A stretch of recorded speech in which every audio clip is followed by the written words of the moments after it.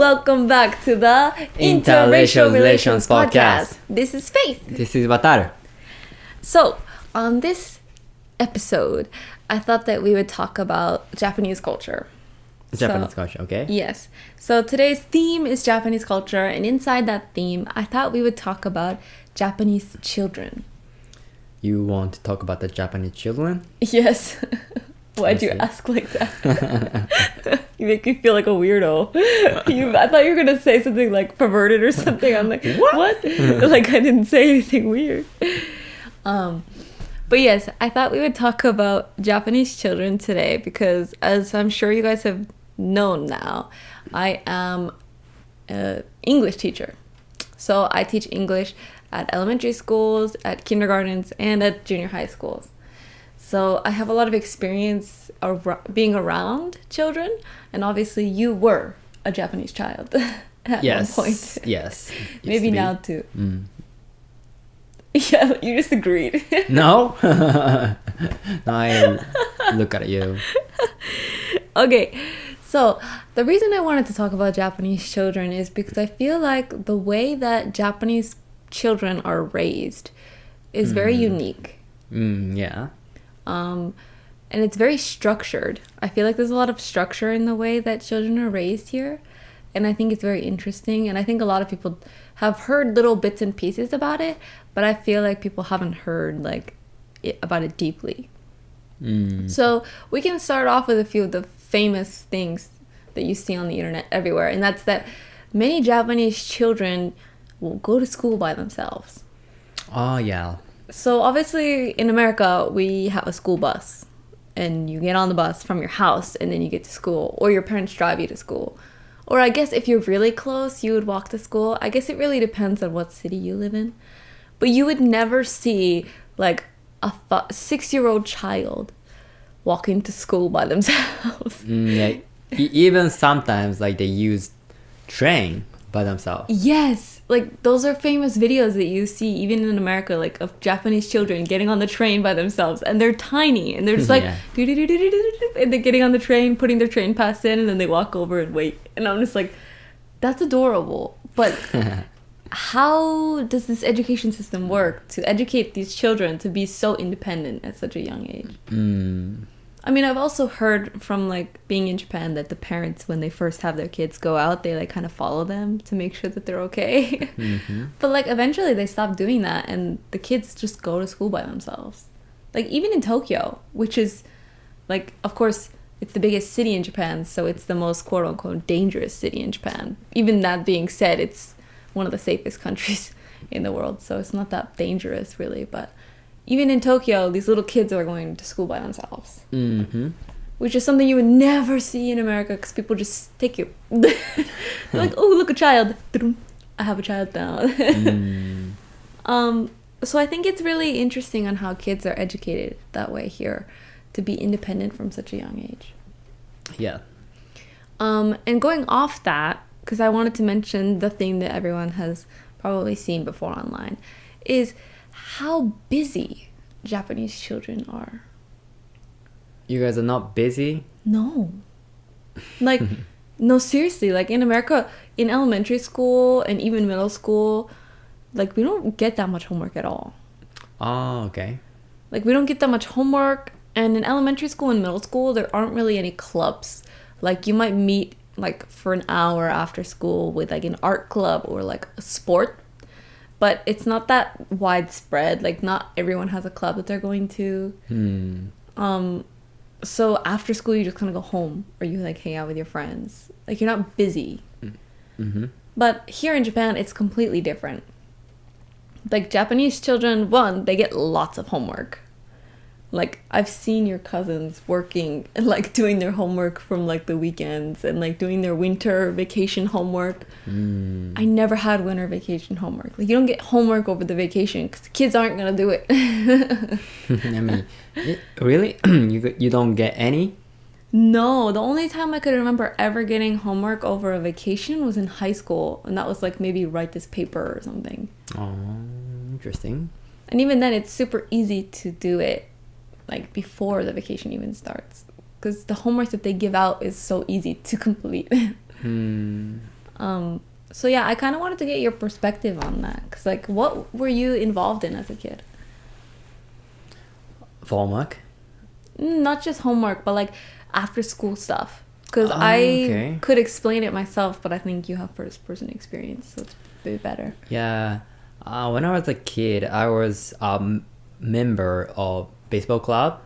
So every single weekend, I went to the baseball club and practiced the baseball for a day. So like Saturday and Sunday both, from 9 to almost 4. 9 to 4. Yeah. That's a school day. That's a whole school day. Yeah, Saturday. So like, I think since I started to practice baseball, I don't think I like did something a lot with my family since like we have a practice. Like obviously like we went to travel, but mostly I worked on baseball in the weekend. And even after school, right? In the weekdays, you have club. Well, it's up to what club you are in, but like in my club, we didn't have that unless we have a tournament like very soon. Like we do practice just in front of the big tournament or something in weekday. What about in high school? Because you were in the baseball club in high school. High school is different because it's kind of more serious one. So high school and junior high school, like you usually have the practice every day. Like even though you are not like sports club, like even though you are in the brass band or I don't know, some kind of club, like you usually have the daily club activity in the weekday. Yeah, and that's something that really surprised me when I first started learning about how Japanese students schedule their lives, is that it's so busy. I'll say that probably 100 times throughout this episode, but students have class. They go to school for the whole day from the early morning. And then as soon as it's done, usually they have like a small little break. And then they have their club activities. And that usually, depending on the clubs, it can go for like 2 hours to like 4 hours long. And then there's also other things that people are studying or the other activities that they're doing. So like some students will study piano. So then like after their club activities, they'll be going to a piano school or a piano teacher. And then they'll be doing a piano lesson for like a few hours. And most students, I'm not even going to say some students here, but most students, once you get into middle school and high school, you have a cram school that you go to study. Yeah. Even in elementary school, kids go. I know kids who went before they even got into elementary school, and it blew my mind. I was like, wait, what?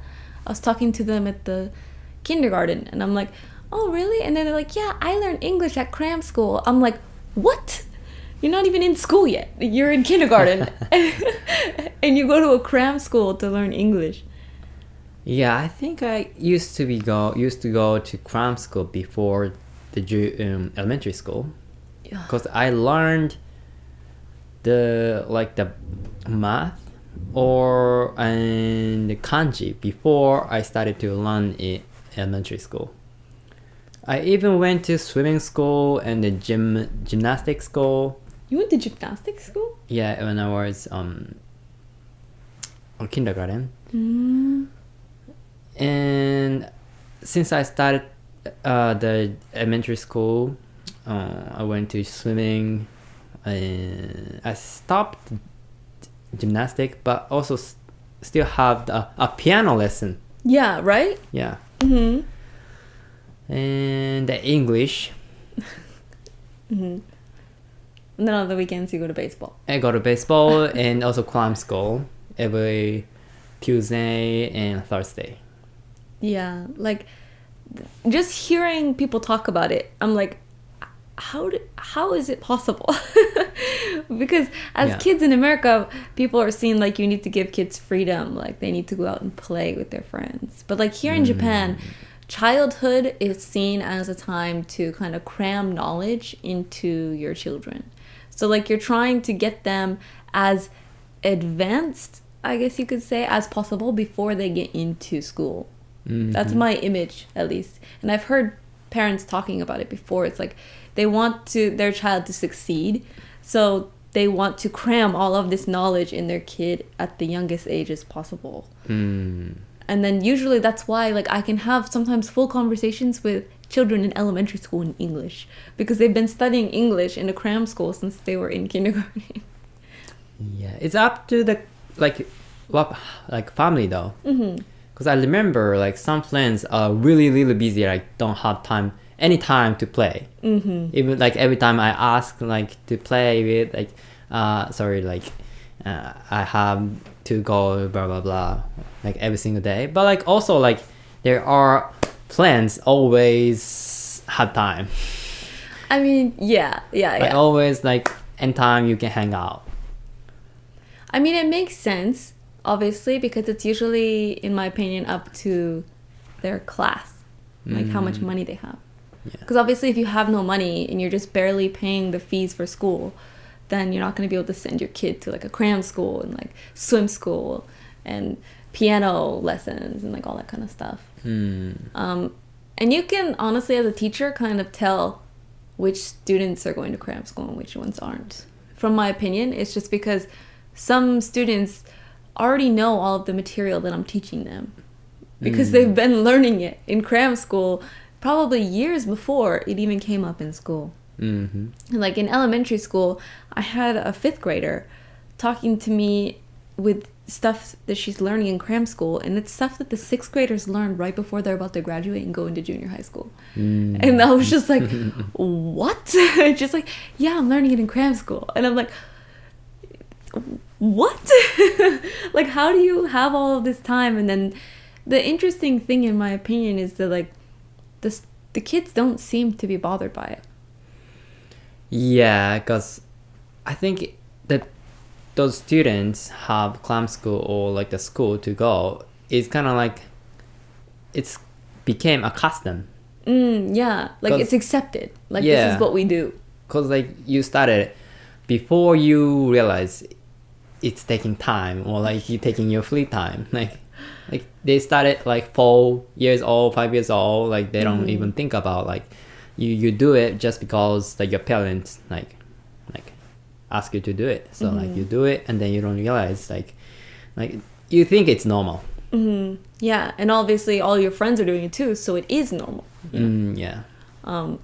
Yeah, it's something that I've always kind of, since I've learned about this, I've struggled with, because obviously thinking about how I want to continue living here in Japan with you into the future, I start to think about like our children. I'm like, okay, how do I want my child to be raised? Because I have huge respects for the Japanese education system. I think the Japanese education system is really well structured, in my opinion at least, compared to an American education.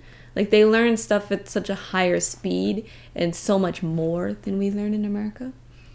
So I respect that, and I want my kid to be in a Japanese education system.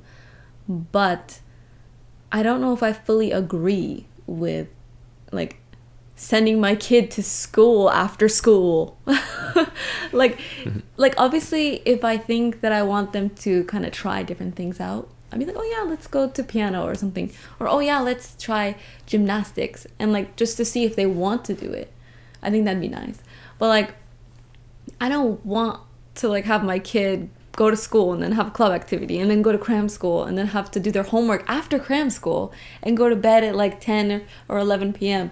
and they haven't had any time to just be a kid. I see. Yeah, I know what you mean. Like, and I think it takes away from the parents' enjoyment too. At least maybe I'm being selfish in that sense, but like if your child's always busy doing all of this stuff, how are you going to have that connection? Like playing with your kid or like going out to do things with your kid if they're always doing stuff. Kind of like you mentioned, like once you started baseball, like you didn't have as much time together with your family. True. And I think kids aren't going to realize that, obviously, because kids are just like, oh yeah, I'm having fun doing what I'm doing. But then before you realize it, you're already older now. And you haven't had those like bonding years. This might be a huge stretch in saying it, but I wonder if it has a connection to do with some of the distance I see in Japanese families. Yeah, you could say that too. True. Yeah, it's really difficult for me to think about it because I don't want my future child to be that busy, but then I also don't want my future child to not be the same as everyone else. Do you know what I mean? Like, I want my child to fit in. And obviously it's not gonna, whoever that child is not gonna fit in because there's a white parent and a Japanese parent and they're gonna look different. So that's one barrier. But then I also don't want them to be behind in education. And I also don't want them to feel different because they're not going to these things after school or like getting these different treatments. I think it's really difficult. And I think that's why it's turned into the thing it has now. It's like all these Japanese parents, maybe they don't want their kid to go to these things, but then everyone they know is sending their kids there. And then you're just like, I mean, I don't want you to feel weird being left out, so you go too. Like, It's also up to the area you live. Because I used to live in Tokyo and everyone go to cram school. right. Yeah, but like when I come to Shiga, like fewer people, like less people go to cram school. Actually, more people have free time. Like than the people who need to go to cram school. So it's up to the area. But like, I think you will be a little bit being behind if you live in Tokyo and don't go to cram school. You will a little bit disadvantage. Yeah. Well, I think that goes back to what we said before, though, about money. Because if you're living in Tokyo already, you probably are of a higher class. And that's not obviously everyone. But most people who can afford to live in Tokyo usually have a bit more money. So I think that it just makes sense that they also are able to send their kids to cram school. But then here in Shiga, this is the countryside. So there's, I think, some people that don't have the money to really send their kids to those schools. I mean, a cram school itself is less number, so... Yeah, I think that's just because they have less people going. Yeah, true. But yeah, it's all a cycle, really. So it makes sense. That's the kind of thing that I think is difficult in general, though, of being in an interracial relationship and living in a country with customs that are different. Because I think for you want your kid to go through those type of things. Not much. I think it's good to ask kids. Like, if kids want to do something, like, I'm very like welcome to pay money for it. But like, I don't think I need to like enforce like kids to do something. Like, I'm the one who decided what you do. Yeah. So like, I want to ask kids. Yeah. In the first place. I think that's another difficult topic, though. Is like asking the children what they want to do, because at that point, it's like sometimes I feel like children are really smart, and I think people don't give them that credit sometimes. But children are really, really smart, and I think they can sense sometimes if like the parent wants them to go, but then they're just asking. Okay. You know what I mean? Yeah. Like, oh, do you want to go play baseball? Like, I loved baseball when I was a kid. But this is up to you. Do you want to play baseball? And then, of course, the kid's going to be a little like, yeah, I want to play baseball. And, like, maybe they're just like, I don't want to play baseball, but dad wants me to play baseball. Like, yeah. So I think that's just something that everyone has to, like, go through once they have kids. It's kind of like learning how to let their kids do what they want without trying to influence it, but inevitably you will be influencing it in some sense, I think. But I'll be. It's interesting to let them try like many things, like try like the piano or like swimming, and if they like it, like you can continue it. but like you don't like dislike. If you dislike it, like you can stop. Yeah, that's something that I've also this is all stuff I've struggled with. But when I was a kid, I always was jealous of other kids who could play instruments. And I was always jealous of all the kids who had all the money to go and buy cool things to do cool sports or like do cool things because they had money. And my family was poor, so obviously we didn't have money to get a piano or like practice piano or like even do any instruments. So then when my mother moved into a new house, she got the barn connected to the house. And it had a whole bunch of stuff from the previous owner. And I found a saxophone in the house. That's cool. And I was like, this is my chance. I'm like, I can be one of those kids that plays an instrument. So then I took it to school, and then I joined like the after school like music club so that I could practice learning how to play the saxophone. But then I got kicked out because the saxophone was too old. It didn't make the proper sounds. Oh my. It's first time to hear that. Yeah. It's a very interesting story. Yeah. Because I put some money into it to get like the wreaths, cause they're called wreaths, but it's like the wooden part that goes into your mouth. Yeah. So I like bought that kind of stuff, and my dad helped me get that. But then like the teacher told me that like if I wanted to continue, I needed to either pay money to fix the saxophone or get a new saxophone, and we didn't have money to do either of those things. That's so sorry to hear that. And it was right when I started to actually learn how to do it. It would change your life. Yeah, it would have. Yeah, but being that kid who was jealous of other kids who had opportunities to do that kind of stuff, I've always thought at the beginning that I wanted my kid to have all those opportunities. Like I want to be able to send my kids to those type of things and be able to support them. But then I don't want to be that parent that didn't have all of this stuff, so that I'm shoving it all on my child. Because people are like that. Complex. Yeah, we're like, oh, I didn't get to do this, so I need to let my kid do it. And then like I'm just trying to shove my kid into a whole bunch of stuff, like, because like I want to learn Korean, and then like I'm like, that'd be cool. Like you speak Japanese, I speak English. Our kid's gonna know Japanese and English. So if we had our kids speak Korean too, that'd be real cool. And I'm like, we should send our kid to Korean school. And like, it's stuff that I want to do, and I don't want to pressure my kid into doing those things because I didn't have the opportunity to do it. So it's interesting because no matter what you say, whatever you do is going to have an influence on what your kid ends up doing. The last thing I wanted to talk about for children in Japan is the way that they are educated in school to think about other people. And I think that that's something that you might say is done in America, but really it's not. Like, obviously you're taught you gotta share. It's like, okay. And like you're taught not to be mean to people. Like, hey, don't do that. But in Japan, they actually have classes. It's actually called moral education in English. But it's a class that they have in school to teach you morals. Yeah. That's insane. Why is it insane?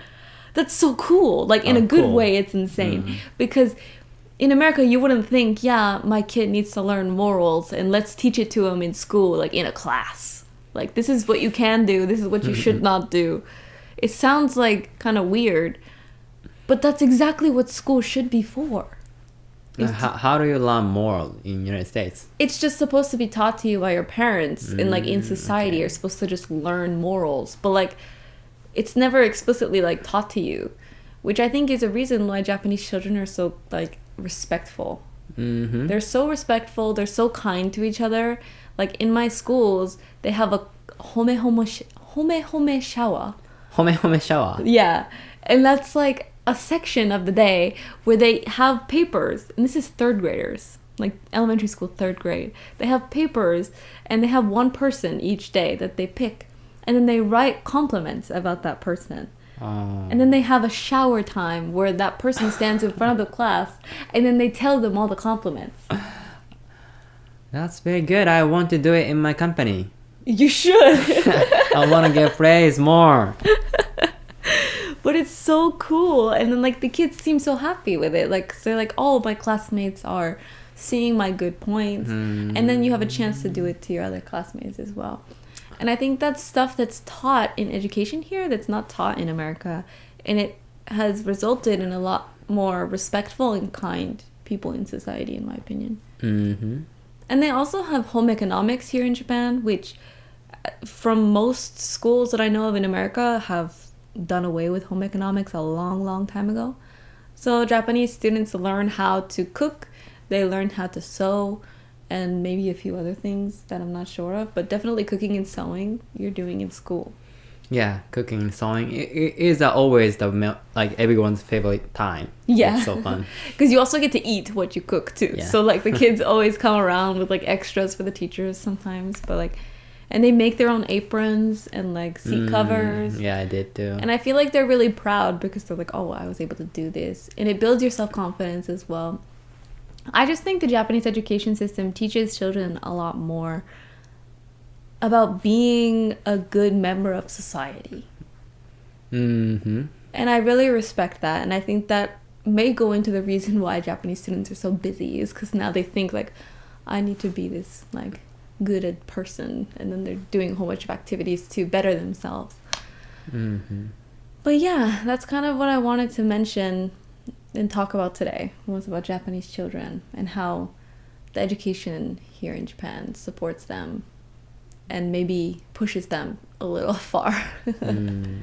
I thought you were gonna mention that Japanese students clean the like toilets or clean the room by themselves. Like everyone supplies when I told them. Yes, I totally forgot. That was one of the things I wanted to mention in the beginning, because that's some of the things that you see on a lot of websites in America, is that the students have to clean their own stuff.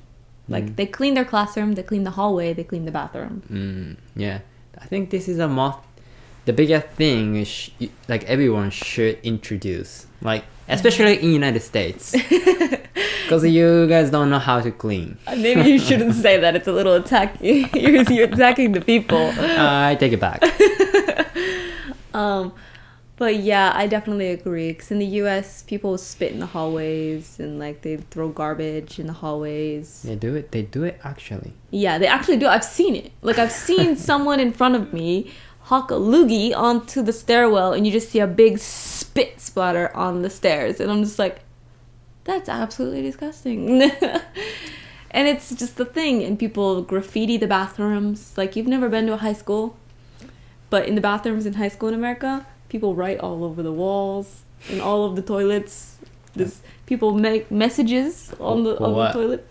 Oh, like, I hate this person, or oh, I love this person, or like, okay, you're beautiful, or you're ugly, you suck. Like, kind of fun. No, it's not fun. It's bad. It's bad. But yeah, I think teaching the children to clean up after themselves really, really teaches them to respect the area and the people around them, because you don't want to make the room dirty because you know that you and your friends are going to be the ones cleaning it. So then it also teaches children to call out their other friends. They're like, hey, you gotta pick that up. Like, I've seen kids do it. Like, someone drops something and they're like, hey, you dropped that, pick it up. That's mean. Well, they'll say it in a nice way. Like, hey, you dropped that, pick it up, you gotta throw it in the trash. Oh. Like, I've seen it happen. And it's the same way that kids are taught to call out other students for being loud and noisy. Like, teachers actually tell the students, they're like, if your classmates are being noisy, you need to tell them. So, like, students will be in class, and if someone's talking, they'll be like, hey, so-and-so, be quiet, I'm trying to listen. Really? Yeah. And then the kid will be quiet because they know that they're supposed to be quiet. Or they'll be like, and some schools have like this, or like this or something, where like, if it's too noisy in the room, and they know they're not supposed to be noisy because they're listening to class, they'll raise a hand And then slowly all the other kids will start to raise their hand and then it'll go quiet. Really? Yeah. That's so cool. It's so Never cool. seen that. And I saw it most in the really younger kids. So like the 3rd and 4th grade in elementary school. Like kids will be like, and then slowly you see all the other kids raise their hand and everyone goes quiet. Can I do it to you? Excuse me? I'm gonna slap you. But yeah, okay, we'll end our episode here. It's getting a little long now. But if you guys want to learn more about Japanese children in Japan, Japanese children in Japan, let us know. Send us an email at interracialrelationspodcast@gmail.com. That'll be down in the description as well. And if you want to see this in video format, please check us out on Interracial Relations channel on YouTube, where this is only our 3rd video, so we're still figuring out how everything's gonna go. Learning a lot along the way. So hope you guys have a wonderful week and see you next time. Sayonara.